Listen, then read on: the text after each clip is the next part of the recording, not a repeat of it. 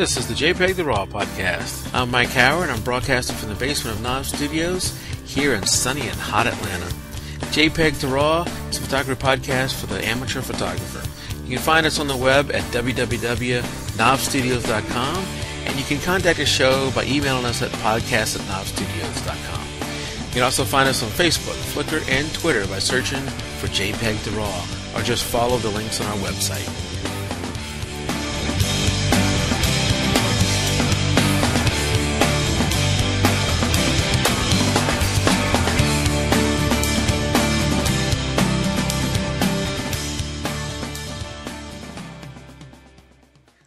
This is the jpeg2RAW show, show number 6, I believe.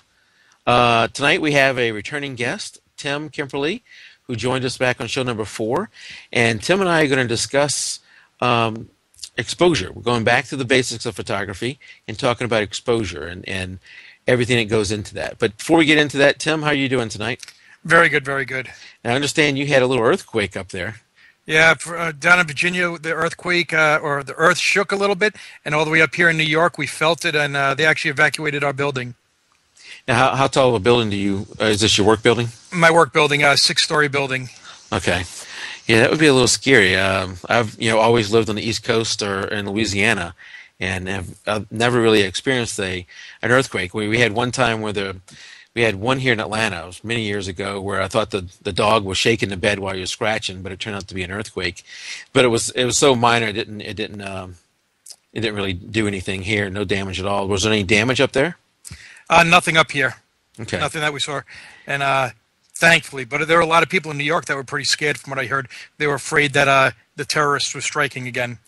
Yeah, I guess if you live up in New York, you would be on edge all the time. So anything like that goes on, you'd be on edge. My wife, at the time that was going on, at 9/11, she worked in a tall building downtown Atlanta, and it was definitely something we thought about. What do you do? I think everybody across the country, probably, who lived in a tall building was nervous for a long time after that. Oh yeah, my best friend worked in the trade tower when it got hit, and he got out. Actually, everybody I knew that worked there got out, and he works for the Port Authority. He said there's no way in the world he's going to work in the new Freedom Tower because the Port Authority is going to relocate there. He's like, I'm not doing it. And a lot of people refuse to go there.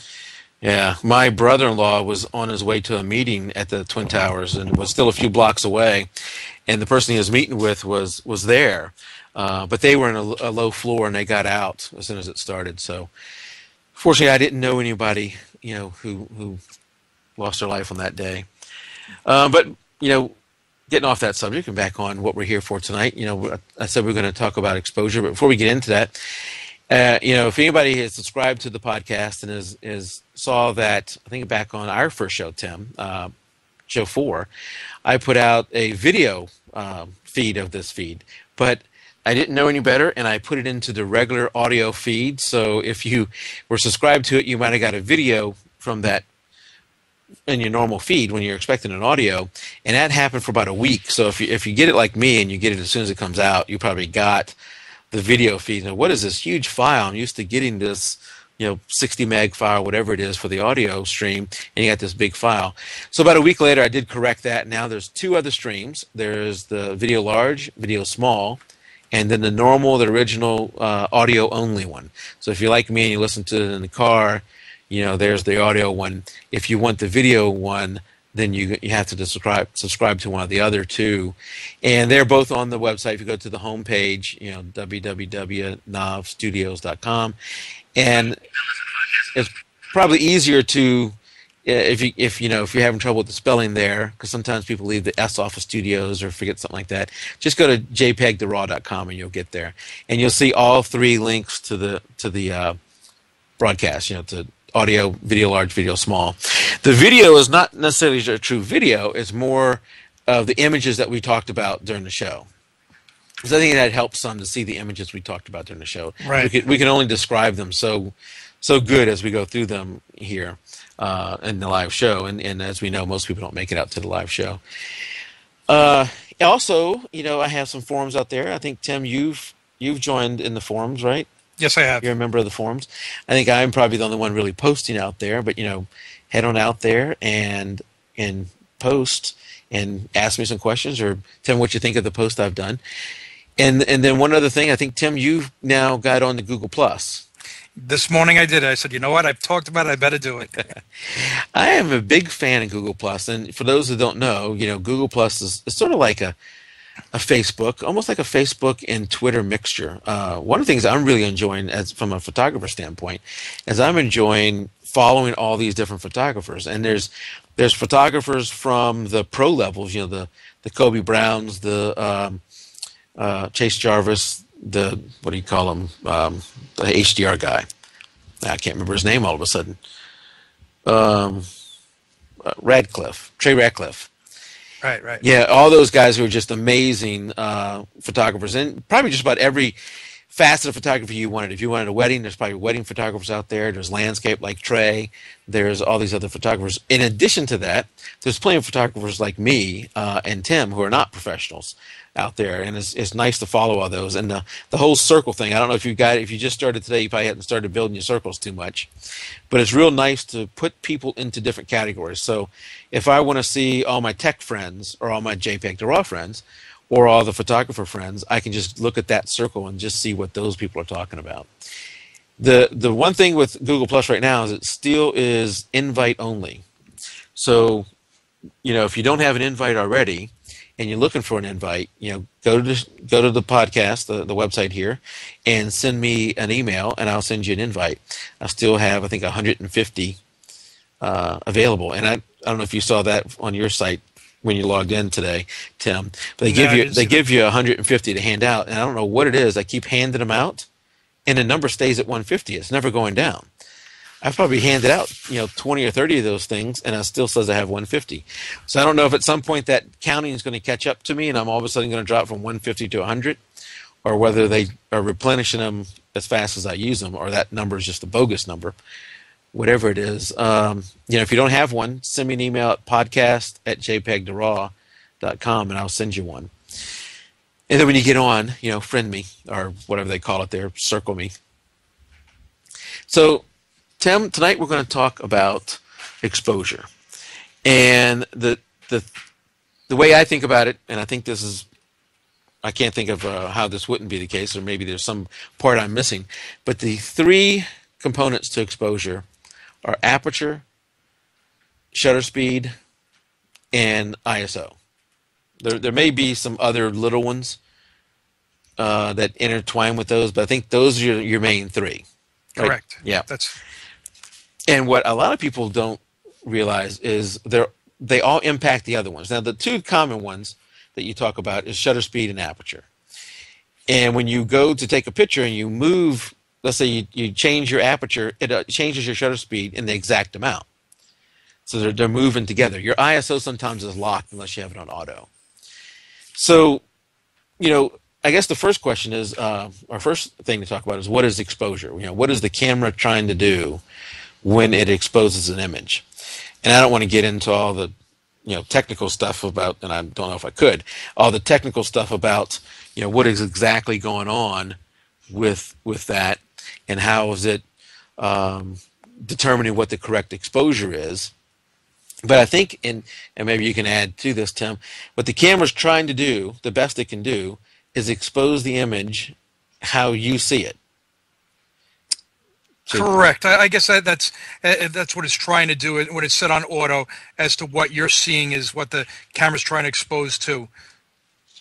Right. I think even if you're in aperture mode, it's going to try and change the shutter speed so that it gets the exposure to what you're seeing. It can't always get the same exposure you're seeing. It's not going to get exactly the human eye is an incredible thing. It can see a very wide range of bright and darkness and resolve details in the bright areas and the dark details far better than a camera can. But the camera's going to try and do its best to get close to what it thinks is the right exposure. Correct. I would agree with that. That's what the camera's doing, and whether if you have it in aperture, it's going to change the shutter speed to get it. If you have it in shutter priority, it's going to change the aperture size depending on what the shutter is. Right. So if you've locked down the aperture mode, so you shoot in aperture mode, it's going to change that shutter speed to try and match that. And I guess let's talk about aperture first then. So, what is aperture? And we'll see if this works here. But I created a little video, and I took my little 50 millimeter lens that I talk about all the time. Created my little 50 millimeter lens, and wanted to show what aperture is. And what aperture is if when you look inside your lens, and this only works, I think, for some of the older lenses, the ones that still have an aperture ring on it. Yeah, probably. Because otherwise, all the electronic ones are going to be wide open. Yeah. So and that's, I think, for most of when it was back in the film day, all the lenses had an aperture ring on it. A little ring on the bottom of the lens, usually the area closest to the camera. That when you turned it, it manually opened that aperture inside the lens. Most modern lenses made for the digital cameras come with it wide open. It's still in there. It's just wide open. And then the camera tells it what to go down to when it takes the image. Right? Is that what you understand, Tim? Yeah, I actually took off one of my lenses, and it's probably stopped down to f/22 right now. Yes. And, and that must be an older manual lens with the. No, this is a new lens, so it's not even wide open. It's actually it's stopped down to its lowest setting. f/22 would be. Huh.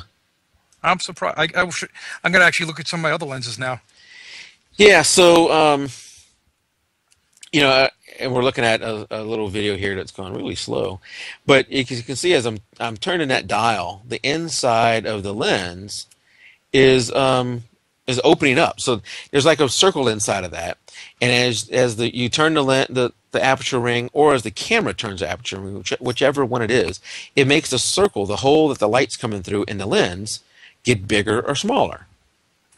And depending on how big or small that hole is to let light come through, depends upon how much light, of course, is going to come through and hit the sensor. And so if you make the hole really, really small, which I don't know, maybe this made sense to you, Tim, but it never really made sense to me. It seemed like the higher the number, the wider open it should have got. But yeah, I agree with you. I always thought that was kind of odd. But it's weird. So let's say you just said your lens was stopped down to f/22. Correct. And that is really far stopped down. So that hole that is in the lens that's letting light come through is really, really tiny at f/22. Lets in very little light at that point. Very, very low light. But if you opened it all the way up, so it's basically at that point you can't really see that apparatus in there anymore. It's just straight through the lens. If you open that all the way up, then it's going to let through a lot of light. And make give you a higher shutter speed, most likely. Now there's another impact. Aperture doesn't just control the amount of light that comes through. Aperture has a side effect, other than what it does to shutter speed and what it does to ISO and that kind of stuff. Aperture has a side effect, and the side effect is what's called depth of field, and I guess sharpness too. So before we get into depth of field, let's talk about sharpness. And the 50 millimeter that I talk about all the time is a good one to always refer back to, because a lot of people have that lens. But a 50 millimeter, in this case, the one I have, goes down to f1.8, and 1.8 is pretty wide open. It does, lenses do go below that. I imagine they go all the way down to f1.0, but man, that would be crazy expensive. So, but at f1.8, which is that 50 millimeter I have, when you set it to its most wide open setting, it's generally not the best sharpness for that lens. Most lenses do not perform their best wide open or completely closed down. Correct. Yeah, that's right. Yeah. So forgetting the fact of depth of field, and we'll talk about that in a second, just the sharpness of the lens is not that great when it's wide open. Probably just about any lens. If you stop that thing down, and stopping it down means going from f1.8, let's say, to f2 or 2.2 or 2.8, something like that, that lens starts to get much sharper. So that's why a lot of times if you buy an f4.5 or f5 lens, they're not that sharp. If that's wide open for that lens, they're not that sharp at that setting, and you've got to stop them down a little bit to get a little bit more sharpness back. And then of course now you're starting off from a place that already is Not letting enough not light not in, letting a so lot, yeah, not letting a lot of light in there, and you're making it, even harder. So, that's, I guess we should explain what a stop is. And I don't know if I should have a cheat sheet here. I don't have a cheat sheet here, but a stop, one stop of light, in the case of photography, one stop of light, if you go, plus one stop or minus one stop, you're either doubling the amount of light that comes in or halving the amount of light that comes into the image. So if you, I don't know which way this goes. If at 1.8, my camera goes in 1/3. I got a Nikon. It goes into 1/3 increments. So every time I turn the dial 3 times, I'm either one stop more light coming in or one stop less light coming in. Now you shoot with a Sony, right? correct. And how was that one? It works the same exact way. When I stop it down, let's see, I have my 50 on there right now, and it goes from a 1.7 to a 2, 2.2, 2.5, 2.8, 3.2. So that's one third stops. Okay, so good. So yours is going in 1/3 stops also.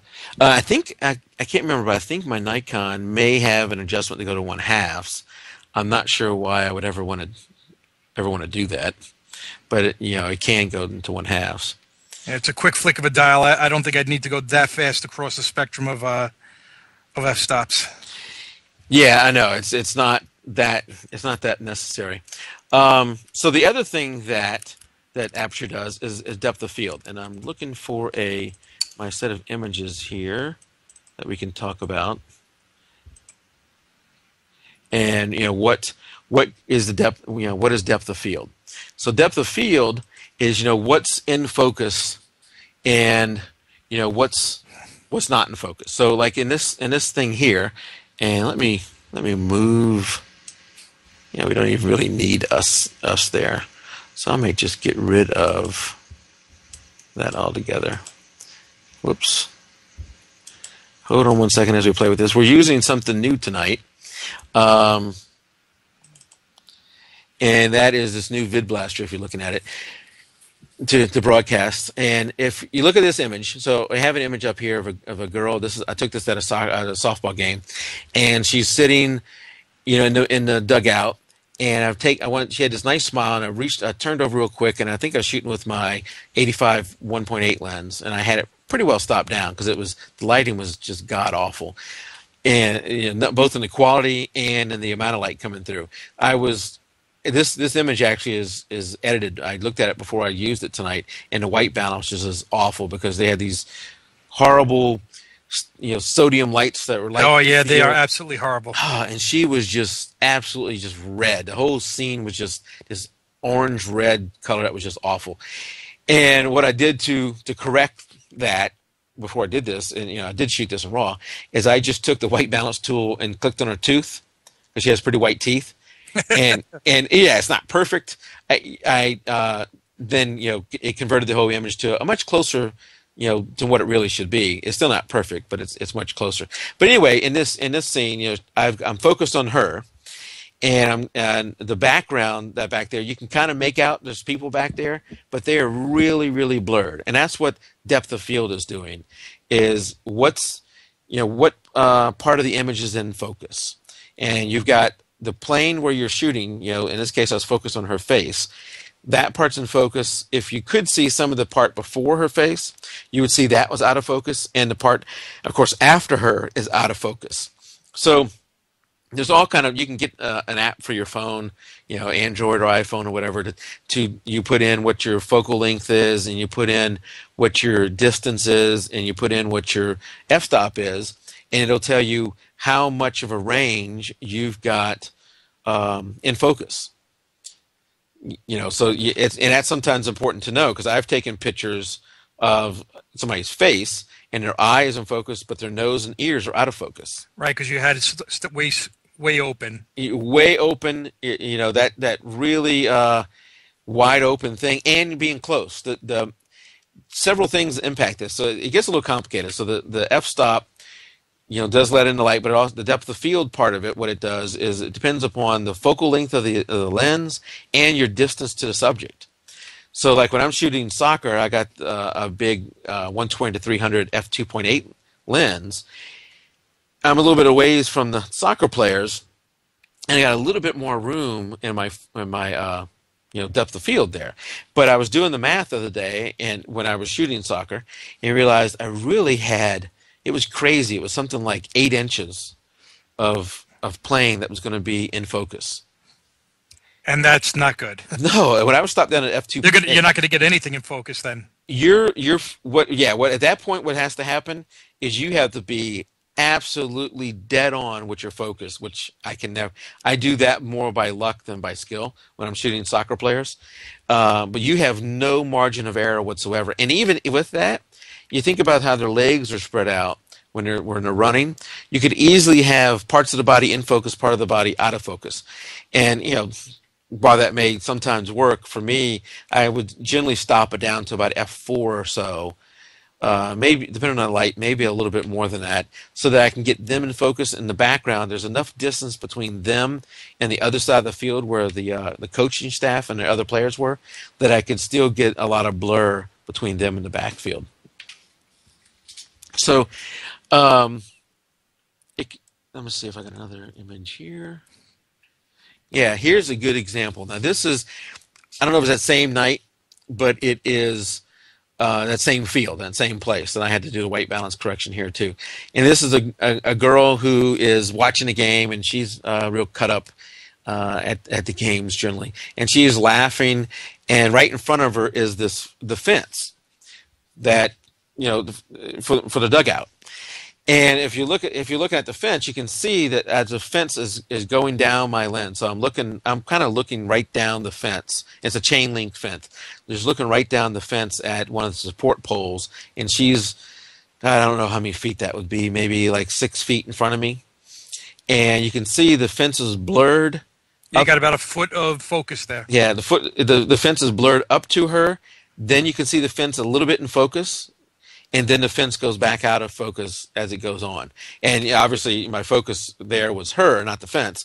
And she's in focus. But that fence is creating a good explanation, I think, for depth of field, how the before the focus person and the after the focus person is, after the part that you focused on is out of focus.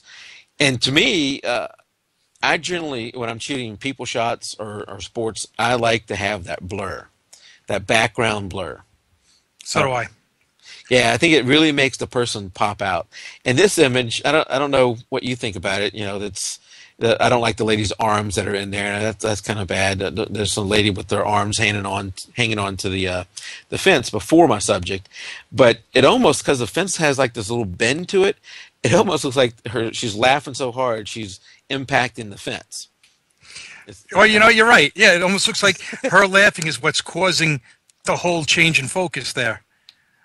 Yeah, it's kind of like a ripple effect from where she's speaking. Kind of like if you throw a rock into a water. Yeah. Yeah. Now, this, I don't need to show this one, but this is, I had converted to black and white. Let's see if I can find this next image. Let's not come to that one yet. Let's go to this one. This is a shot of my son laying on the floor, and it was back when he was young and cute and wanted hugs and still acted like he knew his daddy. Now he's almost a teenager, and sometimes I think he forgets who I am. But this is the case, and I don't know how well you can see this, but I am focused on his eyes, and his eyes are in focus, and I'm probably at f1.8, and I think I'm using my 50 or my 85, and his eyes are in focus, but his nose is out of focus. His ears are out of focus. I mean, that is because I'm close. Right, you got like a 1-inch plane here. Yeah, you got like a 1-inch plane, and that I think somebody, especially if you just got to 50, and you're inside, and you go, wow, you know what? I'm gonna open this thing wide open and start taking some shots because I get some decent shutter speed because of being wide open, and then you go look at your images and go, what the heck? Because probably what happened is you didn't focus on the eyes. You focused on the nose or something like that. And so the nose is in focus and the eyes are not. And I think the one thing you always have to focus in on is that's what everybody will look at the picture. If the eyes are out of focus, it's probably the worst thing that could happen. Absolutely. Because when I look at this photo, because it's my son, there's an emotional attachment to it. So I look at it and go, oh, look how cute. I wouldn't have that same reaction if his eyes were out of focus. It's like, okay, that's a one I needed to delete. It's not as good. The eyes are the key to it. Now, the opposite. So that's good and dandy whenever you're wanting to take people shots. Whenever you're wanting to, have that small depth of field. And I don't know if this is a good example of a difference. But let's say you're taking landscape photos and you want to have a lot of stuff in focus. At that point, you're going to have to really what they call stop down the lens. That's, go from, f 2.8 or whatever that lens was, maybe up to f8, maybe up to f16. Different lenses go up to different levels. I don't know if I've shot past f16. That's probably about as high as I've ever gone. If I'm going to shoot a landscape shot, I'm usually around f11, f13, somewhere in that range. What has your experience been, Tim? I've actually been all over. I try. That's the beauty of the digital photography. I can go all over the place on it. I don't think there's any area that I have not shot. Okay. Now, I haven't experimented with this too much, but I've heard that when you go all the way to the max stop down, so let's say that f22 lens that you were just talking about, you go all the way to f22, it actually starts to having problems at that point. And I should point out, as you go up that range, so if you go from f1.8 on that 50 millimeter to 5.6, the lens gets sharper, things get sharper. If you go to f8, it starts getting even more sharper. But at some point, there's a diminishing return. If you think of it almost like a bell curve, is as there's a certain point where it's a sweet spot of the lens when it's at its absolute sharpness, and as you keep increasing the f-stop, it actually starts to deteriorate. So what have you found when you got up to that high at f22? I haven't really noticed any. I mean, I can't say I shoot a lot of times up there. I'm probably more on the open side. I can't say that I remember saying, what, this picture came out really bad because it was down at f22, and it's probably the landscape picture where or shouldn't even say landscape. It's where I have something very close up front and something far in the background that I want to have all in focus. But a lot of times in that type of picture, I'm also trying to selectively focus where I want to have the front image either blurred out, and I always do this when I go away, and if I see pictures of flowers and I want the background scenery, do I want to have the flowers in focus or do I want to have the background in focus? Usually I don't go with both, so I'm probably not going to be at the f22 at that point. I'll probably be a lower, so that's one side or the other is going to be in focus. And actually, I'll take it both sides. I'll focus either to the background or to the foreground to change it. Okay, yeah. I think what I've also heard is when you're at that max f-stop, is that sometimes you get what they call a chromatic aberration. Aberrations, yeah. That's where you get in this purple fringing or whatever around lights, and it can be difficult to deal with. I guess like you said, it's digital. Just play with it, and the sad thing or the frustrating thing sometimes is every lens is not the same. So if you got a lens that goes from f1.8 to f2.22, you can't just pick the middle aperture and say that is the sharpest of that lens. It's not the same for every lens. So you almost have to play with your lens set and see where it's at. Just that you may not even notice the difference between f5.6 and f8 in the sharpness. It's can be so minuscule that it doesn't make a difference.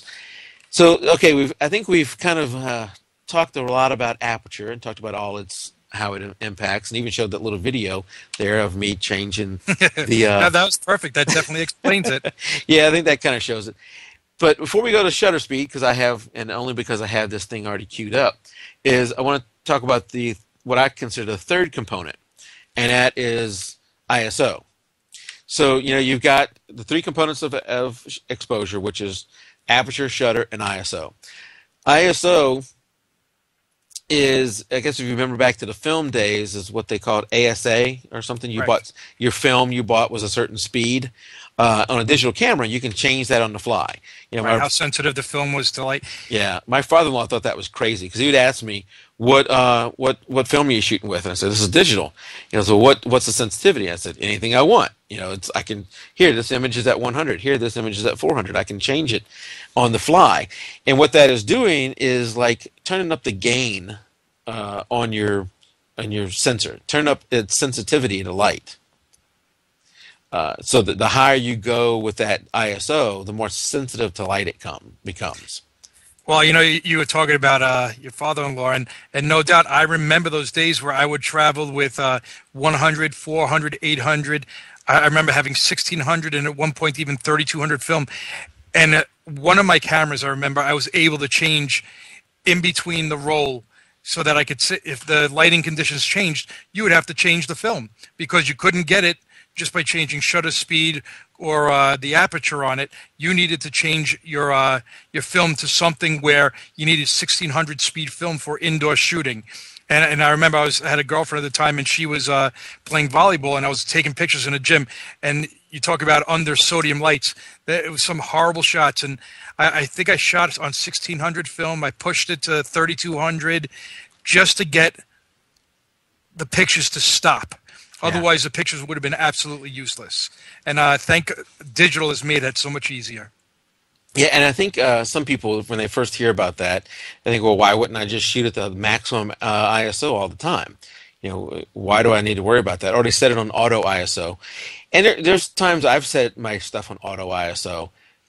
So just, I talk about these things, and while there may be suggestions or sometimes even rules, all of these are meant to be broken. I generally never shoot with ISO on auto, but I have in certain sports situations or other situations. But the reason you don't want to go max ISO all the time is there's a downside. I guess with everything, with maybe in life, but in particular in photography, there's when you do one thing, it impacts another.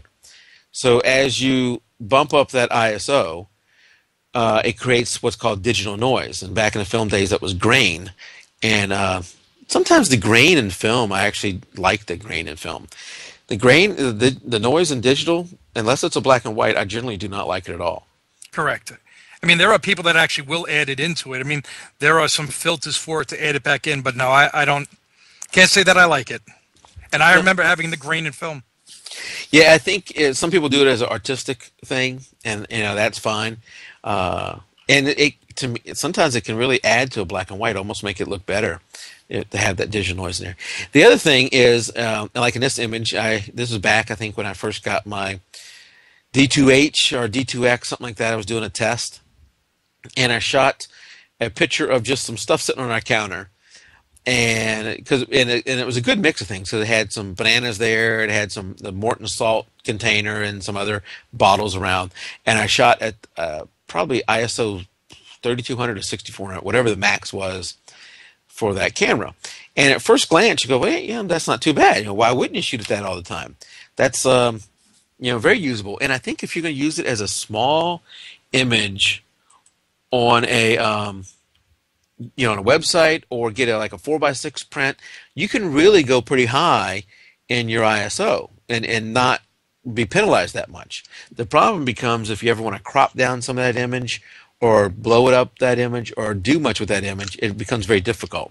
So in this next little scene you're going to see here is I cropped it down so you can see more of the close up. So this is much closer up. You can see that Morton salt thing. You can see that green bottle of olive oil, and you can see just the massive amount of noise that's in that image.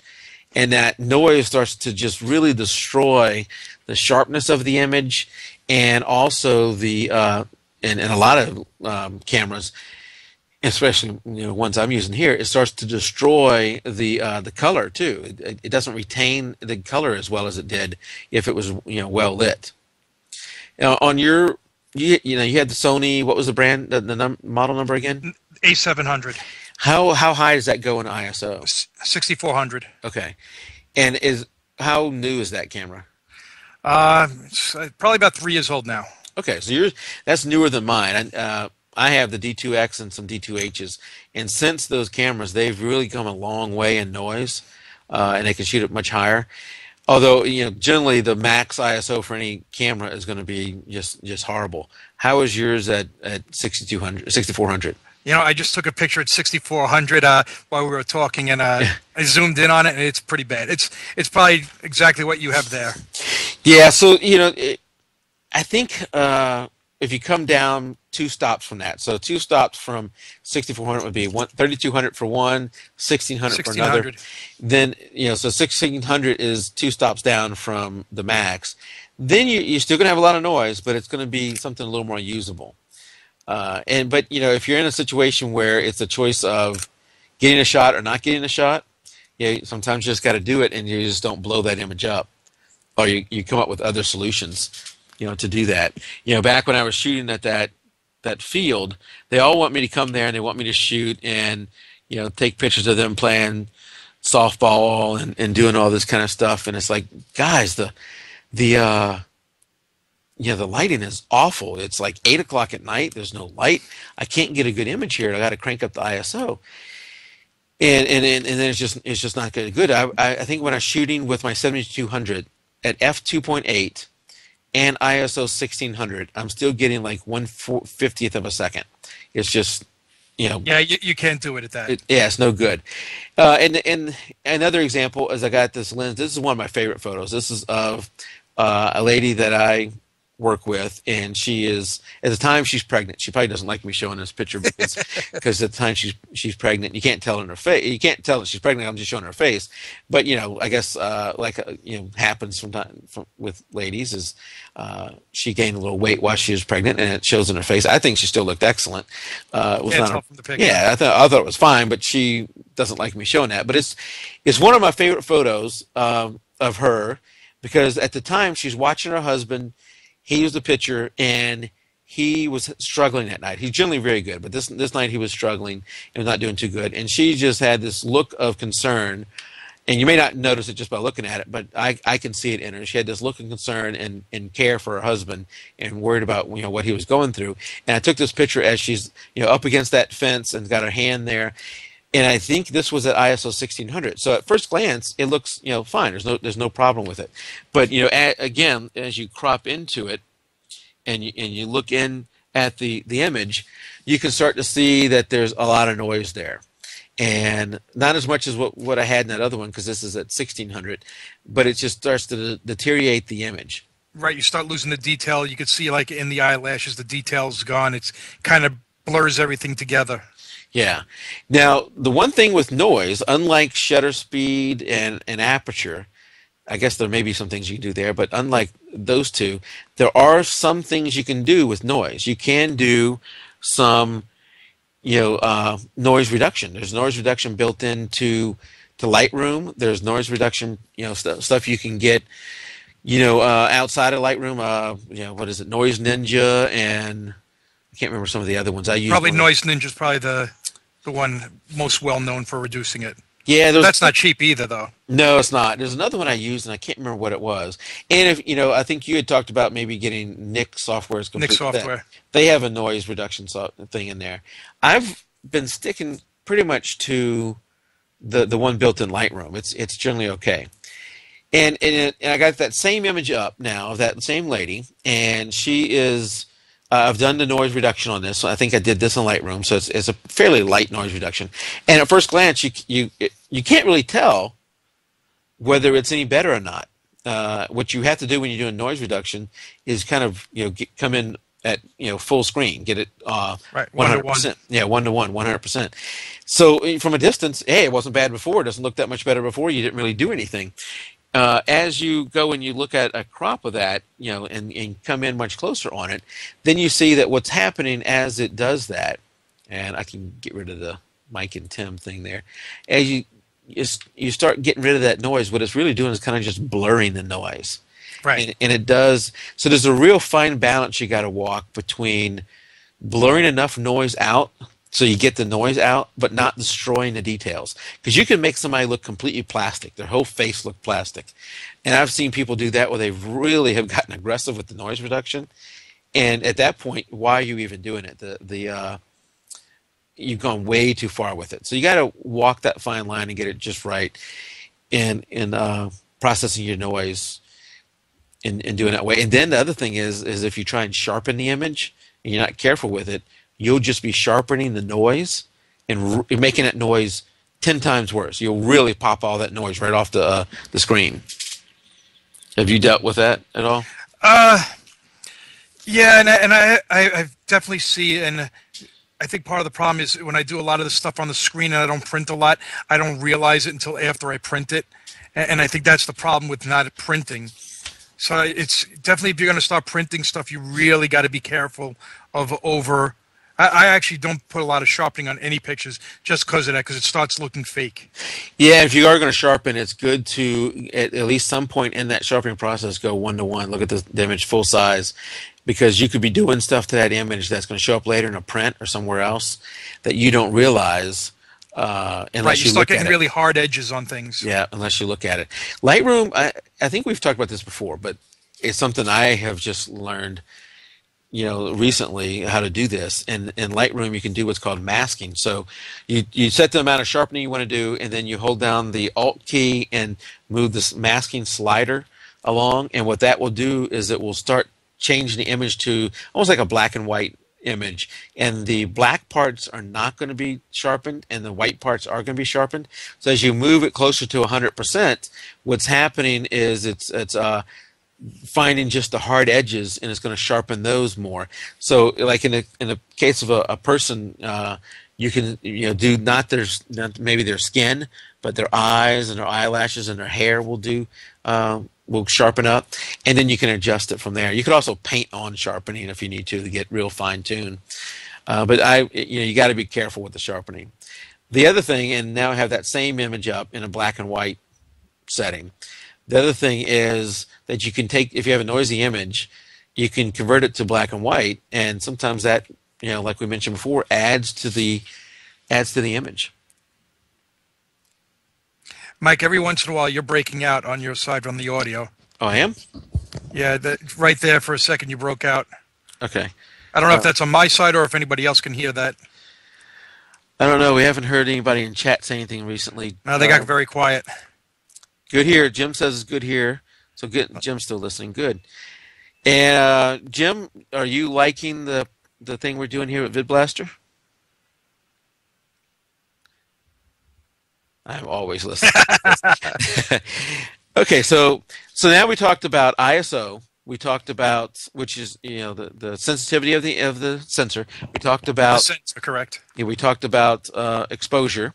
I mean, not exposure. Aperture. Aperture. So there's one more part, and that is shutter speed. And generally I shoot in either. Jim, can you hear Mike right now? Are you losing me again? Yeah, when you turn to your right, I lost you. Huh. That is odd. I have to, the thing that's going on here is I've got the PC I'm talking to you on, and then I've got the broadcast server that I'm talking on, and managing the two of them. I don't have them right here in front of me, which would be nice. So we'll try and not cut out on you there. As long as you're not cutting out everybody else. So the other part we have is, let's see if I can find where I got this, is shutter speed. And while I normally shoot, I'd say 90% of the time I shoot in aperture mode, where I can control the aperture, and that and therefore I'm controlling the depth of field. I will sometimes, probably the other 8% or so, I am shooting in shutter speed and shutter mode. Now I think you said you shoot a lot in manual mode, right? Yeah, I've pretty much completely went over to manual now. Wow, you're brave. You're better than me. I don't think I could do that. But there's been times when I'm shooting soccer, and the most important thing to me was making sure I had enough shutter speed. And then I would set my camera to let's say the clouds are coming over and the light is changing quite a bit, or maybe even on a certain field because of the way the clouds are overhead. Part of the field is cloudy or shaded, and part of the field is not. What I have found is in those cases, what I was having to do is go to shutter priority, and I would set the shutter to, let's say, 1/1000, and then I would make the aperture be the thing that changed. See, and I wound up doing it the other way. I wound up setting the aperture down to maybe a 2.8 so that I knew the shutter would get what I wanted. Because I couldn't always guarantee that my lens would stop down to the right amount. But yeah. I knew if I was wide open, I would get them to stop the picture. Yeah, I think where I was running into it was even at wide open, it would sometimes dip too low. It would dip down to 1/400 or 1/200 or something like that. It was too low. It was mainly in really challenging situations. So when I would do that, actually I would use a third part of exposure is the ISO. So in that case, I set the shutter speed to either 1/500. It was really challenging. I like the 1/1000, but I would generally shoot at 1/1000. But if that's too high of a shutter speed, I would come down to 1/500, set the aperture to auto, and then I'd actually, in that case, set the ISO to auto. In that way, they would move together, and I would get proper exposure. Because if you've got the hard setting on aperture, because it can only go so low. If your Right. lens is a 2.8 lens, it can't go beyond that. But you've locked in your shutter speed and you've locked in your ISO. What's going to end up happening is if it goes to f2.8 and can't go any lower, then you're just going to underexpose the image. So in that case, what I was doing is I was using the ISO to make up the difference in auto ISO. I generally don't like to use auto ISO. Yeah, I rarely do either. I'm probably more around 400, 200, 400 is where I usually keep the ISO. The problems that I have had, and I'm sure you've done this if you're playing with your ISO, you put it up at 800 and then you forget to change it once. And then I've taken 50 pictures where it's like, oh my God. Yeah, absolutely. We had and I was going to put some of these in the stream here, and I think I forgot to include them. We had gone to the lake one time, rented a boat, and we were dragging the kids behind. Actually, I guess I should not say it like that. We had the kids in a tube, and we were pulling them behind the boat, and my wife was driving. She was nervous as heck. She did not like driving. She wanted me to do driving, but I said I can't drive and take photos of them at the same time. So you're gonna have to drive for a little bit. So she was driving, and I'm sitting there just snapping away, and go, wow, I know it's a bright sunny day, but I'm getting really, really nice shutter speeds. I think I was getting 1/3000, Right, exactly. 1/4000, and I'm going, this is just fantastic. And after taking, God, I probably took 100 pictures. It finally dawned on me, why is it so good? Why am I getting this crazy high thing? Because I wasn't shooting at f2.8. I think I was shooting at probably 5.6 or something like that because I wanted to make sure I had enough depth of field, shooting them like that. And I decided to look at it and said, oh, good God, I'm shooting at ISO 800. I had shot all these things at ISO 800. And I generally shoot with the Nikon D2X at ISO 100 if I can. I like to go as low as possible because that's the least amount of noise. If you can, you go as low as possible with that. Well, I've read different things about that on digital, that 100 may not be the best place to be taking pictures. You're probably better off at 200 or 400. What I have heard is that, And that might be camera dependent also. I think it is. I think some cameras have a setting that is like low one, low two, something like that, and on the ISO. And I know my camera doesn't have that. It goes as low as 100, and that's it. On the high end, it has like high one, high two, some setting like that. I can't remember the exact name for it, but that is like, not only is you got gone up to the maximum ISO, but now it's doing a boost on the maximum ISO to go even higher. But some cameras have a something on the back end. So if you're at ISO 100, it may have a low one, which is ISO 50, and a low two of ISO 25. I've heard that those, if you go down to those, that will is not as actually as good as the base setting. So the camera has like a base range. In my case, of the D2X, is ISO what is it? ISO 100 of 1250 or something like that is the base range for it. I can't remember exactly what it is. But I've always thought that the lowest base range of your ISO is the best place. Yeah, my low is 100, and I think 1600 is where it maxes out, and then I have to go into a subsetting to get it above the 1600 to access it. And I know some new cameras are coming out with 50, and I would remember even when I did film, I think the lowest I ever took was probably on a 24. Yeah. And I mean, you got some rich colors with it. But once again, you needed good light for that. Yeah.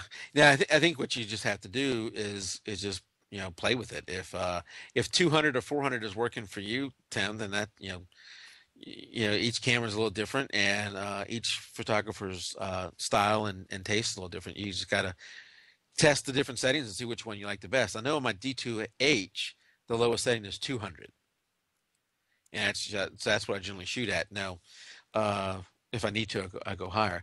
But back on shutter speed, the thing with shutter speed is it in some ways it's fairly easy to understand in that it is how long the shutter thing is open to let light into the sensor. And the shorter it's open, the less light it's going to let in. The longer it's open, the more light it's going to let in.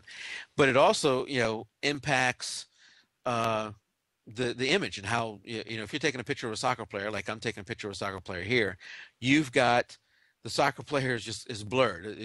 That image is awful because the soccer player is blurred, the ball's blurred. Actually, if you look at it close enough, the background is blurred.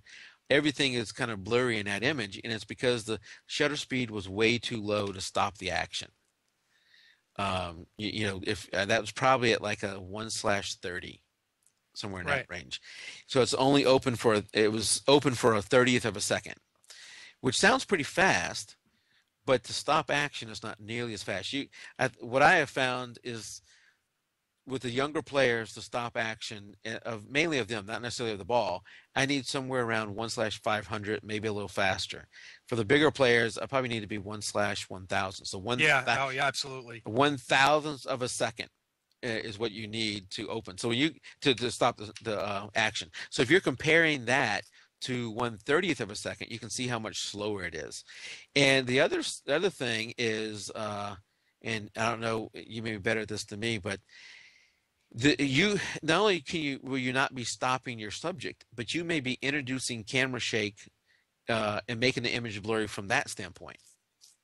And what's hard sometimes for beginning photographers to grasp is what is happening in their image. Is their shutter speed too low because they couldn't hold it steady, or is the image blurry because of the subject moving and it wasn't fast enough to stop the action? In this case, in this image, I think actually both was going on.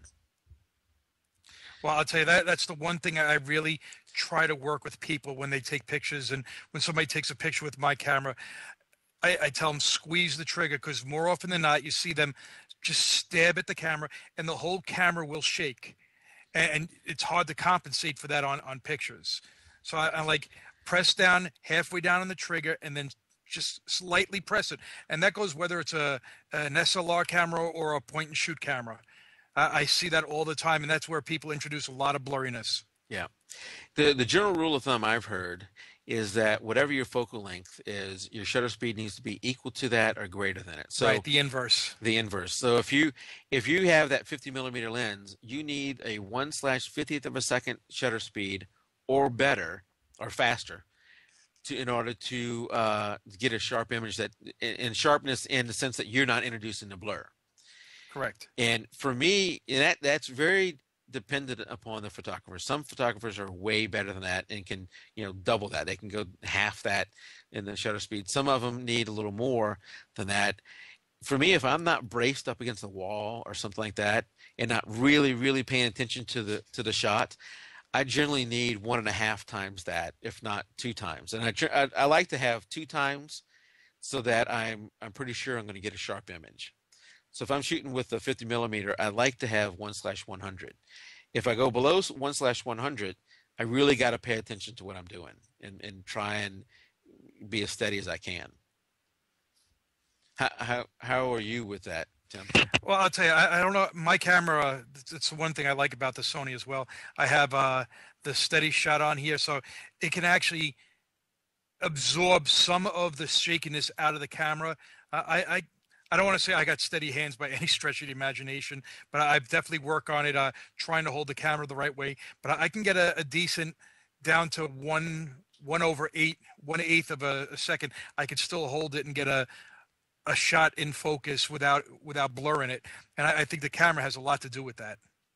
Yeah, that's pretty awesome. So is that got a stabilization inside the camera itself? Yeah, Sony has it on this was actually the Minolta technology, and it's what I really liked about it. It's on the sensor itself, as opposed to, I think Canon and Nikon do it in the lens. Sony does it on the actual sensor, so the sensor will move up to about 2 to 3 stops. I think I've read about that. That is really nice because, having that image stabilization, which a lot of point and shoots have, probably almost all of them, Yeah, they probably all have that now.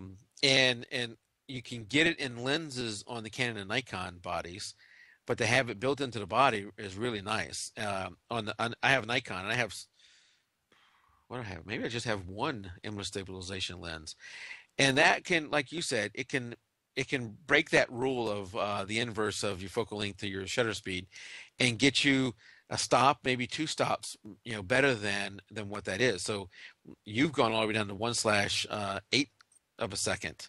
You've gone down Yeah, to an eighth of one a eighth of a second. second, I can still get it without anything in there. Yeah, that's pretty good.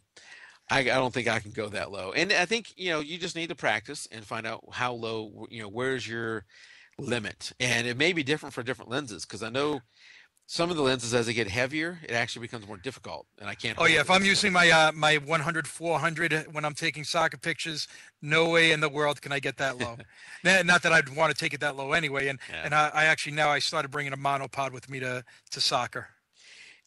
Because I'm generally shooting with either the 70 to 200 or the 120 to 300 lens. I bring a monopod too, and that helps out because I just could not hold those for an hour, 2 hours, whatever it is. No. That would just be crazy. And the image I got up now is my son back when he was young and he was playing soccer and he's going after the ball. And in this image is kind of the opposite of the other one. I think this was probably 1,000, maybe even 1/2,000th of a second. And in this image, he's the goalie and he's reaching out for the ball, trying to catch the ball here. And not only is he completely frozen in the image, but the actual ball is frozen in the image. And Right, that's good. if you were to zoom in on that ball, I could, when we played soccer, parents would bring a ball and we'd play with one of the parents' ball. It was like your turn to bring the ball, whatever it was. You could read the name of the kid who that ball belonged to. That's how well it stopped the action in that image because it was such a fast shutter speed. But see, it's also good because when you get a fast shutter speed like that, it stops the aperture down. So now the background is out of focus, which is what you really want. You want him to be the focus of this image. Yeah, absolutely. All right. So let me find another thing here. And if you want to keep talking about, if you got anything to add to anything we've talked about so far while I'm looking for this thing. Well, I think no doubt shutter speed for sports photography is important, and one of the things I try to practice now also is to get that shutter speed. I try to actually slow it down sometimes during the action of soccer, but try to pan the picture with it. So now I'll get the person that's running in focus, but the whole background will be out of focus, and it gives you a sense of motion.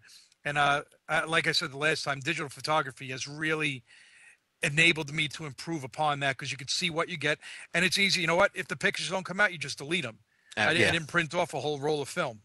absolutely. That's the beauty of digital is you can, just play with them and, and if it doesn't work out, if the shutter speed doesn't work out, you just delete it. I would generally do that in the field. Is if I took a picture of something and it didn't work out, it was blurry or something like that, I'll delete it right there. I do look at the back of my camera. Yeah, so do I. And you hear some people say, you shouldn't be looking at the back of your camera. They tease about that's chimping or something like that. I think that that's whatever. You do what works for you. And for me, I don't stare at it. I mean, you'll miss a lot of shots, but I like to look at the back of the camera, especially when I'm first starting off, to see I got my settings right, did that image come out right, and is the exposure right, what's going on. So in the image we're looking at now, we're on a person's deck, and there's a lady's about to hit a what do you call those pinatas? He's about to hit a pinata, and the deck is really shaded, but the side of the house is really bright. And that will fool the camera every time. Yes. So, we've talked about how the camera is going to try and do its best to get the right exposure. And it's going to change either the shutter speed, the aperture, or the ISO, depending on how you have it set up. It's going to do the best it could. But what it's going to do when it looks at that is it's going to in this case, pick up that bright spot and not try and blow it out. So in this case, where the side of the house is really bright and the deck we're standing on is really dark, what ends up happening is everybody almost turns into a silhouette. Yep. and you can't really see much of them, but you can see the side of the house really good. Which the side of the house was really irrelevant. Who cares about the side of the house? That wasn't the point of the shot. No, but what you didn't know was I did try and use a flash here. Oh, really? I was going to say a flash would actually, you could see it in, now that you say it, I see it in the doorway. Yes, I moved. I had the thing covered up by accident. That looked like it was planned, but it was not. I tried to use a flash here, and I have a hot shoe flash, so it's a fairly powerful flash. But one of the mistakes I made several, was that I was probably shooting at 1/1500, something like that. Really fast. I got a really fast shutter speed here.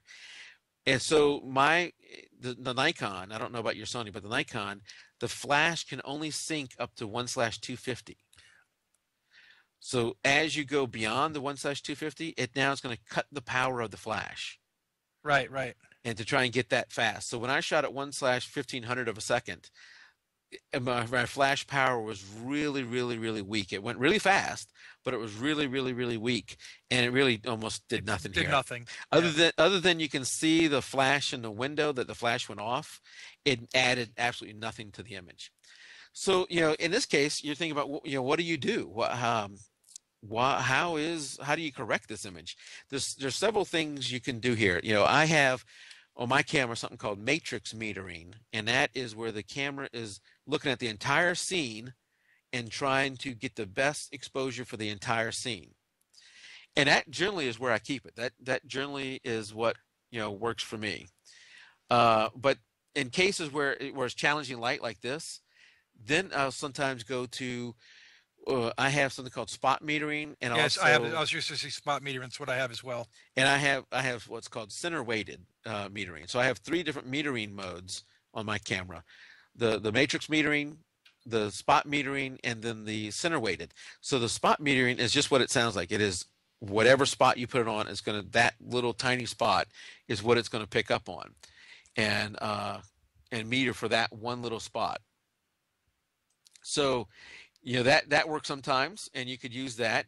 But at other times, you might want to get a little bit more than just that one little spot. You might want to get, a wider portion of the center. And that's probably what I would have done here. So I probably would have used the center weighted thing and put it on one of the people. It then would have meter for the person, and the background probably would have been blown out, but it's not quite as important as the people here, and that would have been the better way to go. There's another thing you can do instead of changing the metering, is you can add what is it, plus or minus exposure to the image. Exposure compensation. Exposure compensation to the image. And I have an example of what on my camera. It's really just a little thing at the top of the camera. Let's see if I can find it here. Yeah, I'm not going to find it there. And no, that's the level. oh yeah, you're seeing what I'm doing. I forgot that is live. You're actually seeing what I'm doing here. And I will transition over to that. Okay, so on the top of my camera, there is it's a little button that just looks like a plus and a minus. The plus in my case is dark, and the minus is light. And you just hit that to either add exposure or minus exposure. So if you look at that image that we took, and it's part of it's too bright, you want to do something else, and matrix metering is not working for you, or exposure center weighted is not working for you, or one of the other ones is not getting you the right thing, you can manually you let the camera still take its image the way it was going to, take the photo the way it was going to, but you can add to what it was going to calculate, or subtract from what it was going to calculate. You could always go like Tim does and shoot completely manual. I'm not. Well, I was going to say that's in that picture before. That's what I would have done. I probably would have taken the picture down to probably about 1/60th or 1/80th, and with the flash on to get a good fill flash on it. And I'll take multiple pictures. And you know what people say? Don't look at the back of the camera. I look often, especially when exposure conditions change, at the histogram, just to make sure I'm exposing that picture correctly. And you know what? It's there for a reason. Absolutely, yeah. At least that's how I see that. Yeah, yeah. You're talking about the histogram, And I have actually a picture of the back of the camera in the histogram, if I could find it.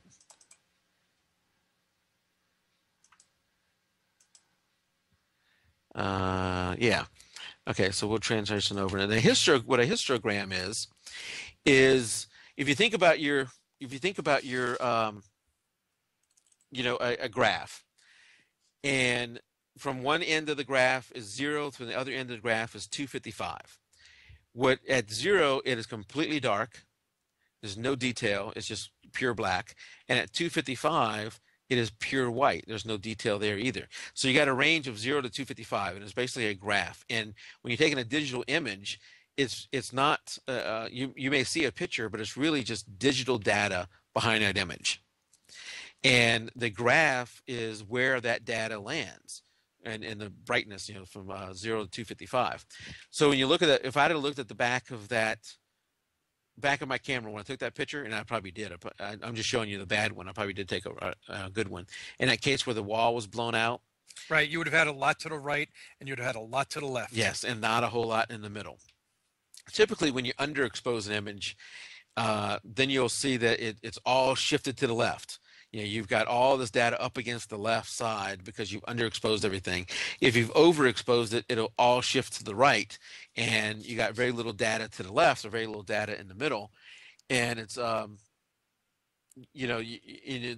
fear if you go too far to that side, over to the right where the lightness is that you can actually blow out the image. Right, you cannot. Usually, they'll say if you go too far to the right and it's overexposed, you will not be able to recover any of the data. If it's on the darker side, you can recover some of the detail in the shadows. You might introduce noise into the picture, but you recover it. But once it's blown out on the right and it's completely white, there's no detail there. Yeah. Now on my camera, and this is probably the case with almost all modern DSLRs, and I think even with a lot of the point and shoots, we have something called blinkies. I call it blinkies. I don't know what the official term is. But in the image, anything that is blown out, so it's going completely to white, all the way to the right of the histogram, it will blink in the image. And I will typically, when I take a shot, that's one of the things to look for. It's anything blinking in there. It's a setting you got to do on your camera to get to that right screen and it's showing you the blinkies. And if anything's blown out, I might knock a little bit off that lens. So I will use that plus minus, and I will come down off of that whatever the camera is calculating, a little bit to make me not blow out quite as much. Now the image that you're seeing on the back of your camera is the JPEG image. Even if you're shooting in RAW, you're seeing the JPEG image, and the RAW image has a little more headroom than that. So let's say it can be anywhere from a stop to 2 stops. So if you're seeing blown out stuff there, as long as it's not too bad, you may still have data in the RAW image. And that's one of the reasons to shoot RAW. So if I'm just seeing a little bit in an image, I'll just let it go. And also sometimes you can't help but blow something out. It's that part of the scene. There are going to be scenes where you have no choice. That part of the scene, I'm fine with that blown out. So I'm shooting kids that are wearing white freaking jerseys on the soccer field, which has happened. And hey, there's going to be part of that blowout. I just can't help that because the other team was wearing black. Like, thank you. a white jersey team and a black jersey team. That's just god awful for a photographer. So you just have to watch that. And let's see what else I got here.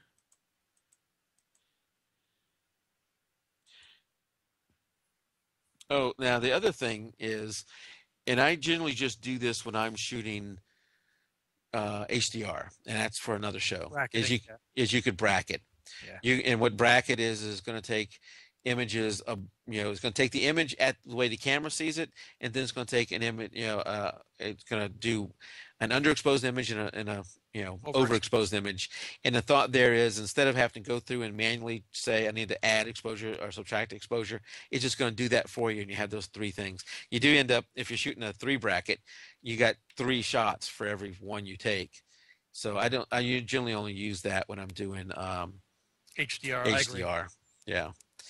So is there anything I've missed that we should go over for exposure? No, I think that pretty much covers the subject. I mean, it's definitely something for people to think about. Yeah. I have another one. here. That's just the. I need to get rid of me. What's the qual setting? The qual setting, and you're looking at the again at the back of my camera, is I have 3 settings on the back of my camera at the lower left hand corner. One is the ISO, and you can see I'm shooting at ISO 100. The qual setting is the quality. And what's funny is, yeah, here, Duh. here's a case. No, that's not the funny part. The funny part is I always shoot. You know what? This is good because this is actually it's a D2X, but it's not my image. I got this from somewhere else. I always shoot in RAW, and in this case, and this is the jpeg2RAW podcast. In this case, the photo you're seeing here of the back of a D2X, the quality setting is on JPEG Fine, Right. and the white balance is set to auto. Well, it's kind of hard to get a picture of your own camera. It is. It's very difficult for me to take a picture of the back of my camera. Well, I think that's a good wrap for tonight. We covered exposure, which I think a lot of beginning photographers struggle with. A lot of beginning photographers, especially as they're moving off of auto mode. If you're on auto mode, the camera's doing everything for you. You never really think about it. But the first thing, and I talked to Kristen, who was on show number 1. She is moving off of auto, and she's using aperture mode a lot now.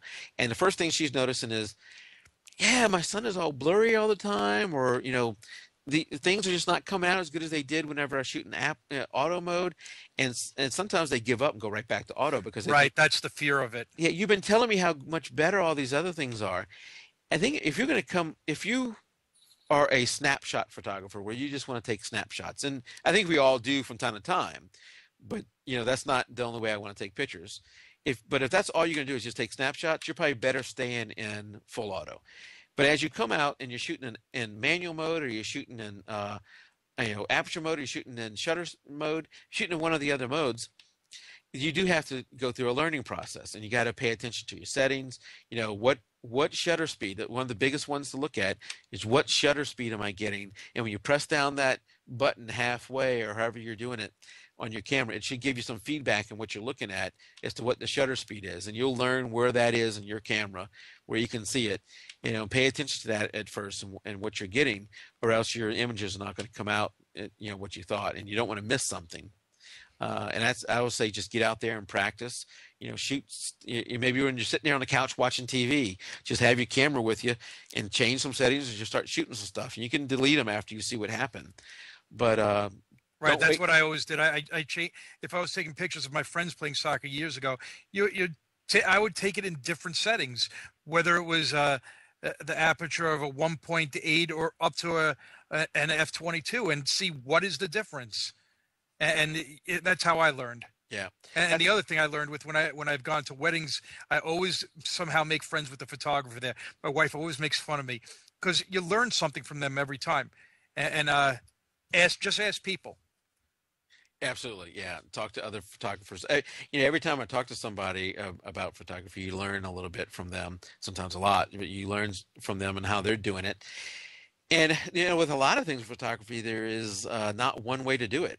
A lot of it is art, and what one person does and what one person likes may not work for the other one. But it's sometimes worth a try. If you're doing something different, it's worth trying something different with that.